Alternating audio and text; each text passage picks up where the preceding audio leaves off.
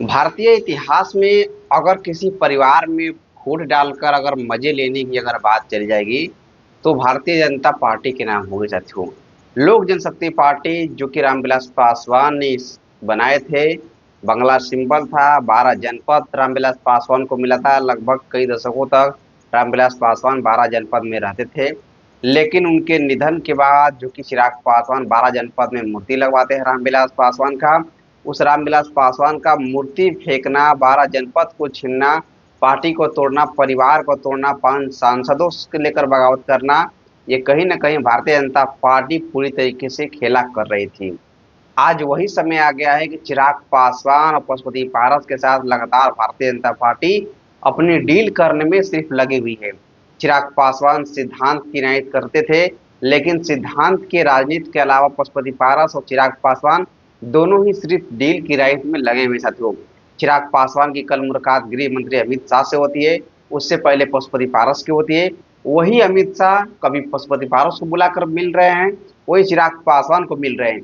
ये कहीं ना कहीं सिर्फ और सिर्फ डील की राजनीति चल रही है। सिद्धांतवाद के राजनीति पर दोनों परिवार नहीं है साथियों।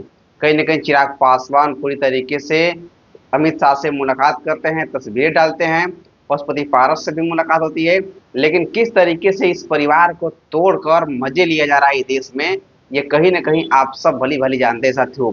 पशुपति पारस से जब मुलाकात करते हैं केंद्रीय गृह मंत्री अमित शाह, तो पशुपति पारस कहते हैं कि पूरी तरीके से विधानसभा चुनाव में सम्मान दिया जाएगा।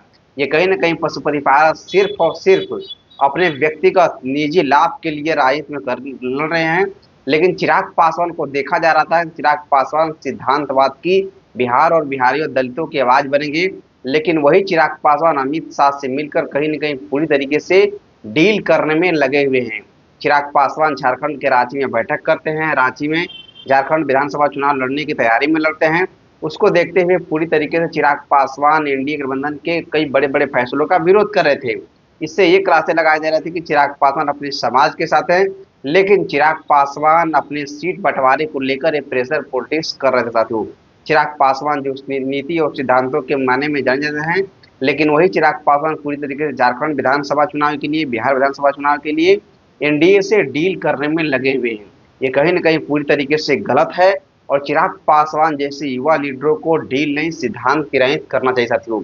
चिराग पासवान अगर डील की राजनीति करने रहेंगे तो बिहार और बिहार वासियों ने पूरी तरीके से चिराग पासवान को बाइकआउट कर देगा। खुद दलित समाज के जिस तरीके से चिराग पासवान के विरोध में उतरे थे सड़क पे, चिराग पासवान केंद्रीय मंत्री रहने के बावजूद भी भारत सरकार का विरोध किए थे, लेकिन वो विरोध कहीं न कहीं अब डील में कन्वर्ट होते दिख रहा है साथियों। चिराग पासवान की मुलाकात केंद्रीय गृह मंत्री का अमित शाह से होती है। इसके बाद चिराग पासवान तस्वीरें डालते हैं सोशल मीडिया पे। उसके बाद से पूरी तरीके से राजनीति के गलियारों में दूसरे तरीके का माहौल चल रहा था। क्लासें ये लगाई जा रही थी कि चिराग पासवान के 3 सांसद भारतीय जनता पार्टी के संपर्क में हैं, लेकिन चिराग पासवान ने अमित शाह से कल मुलाकात की। इसके बाद सही क्लासें अब दूसरा लगाई जा रही हैं। कहीं ना कहीं चिराग पासवान को डील नहीं, सिद्धांत की राजनीति करनी चाहिए, क्योंकि चिराग पासवान का राजनीतिक करियर बहुत लंबा है, लंबा चलेगा। नहीं तो एनडीए गठबंधन में अगर चिराग पासवान रहते हैं और एनडीए गठबंधन के कई ऐसे फैसले आते हैं जो दलित समाज के हक में नहीं होते हैं, उससे चिराग पासवान जो कि दलित समाज के सबसे बड़े लीडर के तौर पर हैं, अगर इस तरीके की भावनाएं होती है दलित समाज के साथ, तो पूरी तरीके से चिराग पासवान को बाइकआउट कर दिया जाता है लोग। तो देखते हैं कि आने वाले समय में क्या होता है। चिराग पासवान और पशुपति पारस सिर्फ डील ही करते हैं या सिद्धांत और बिहार वासियों बिहार की बात करते हैं साथियों। लेकिन अभी के लिए मैं अक्षय पासवान, जय हिंद जय बिहार।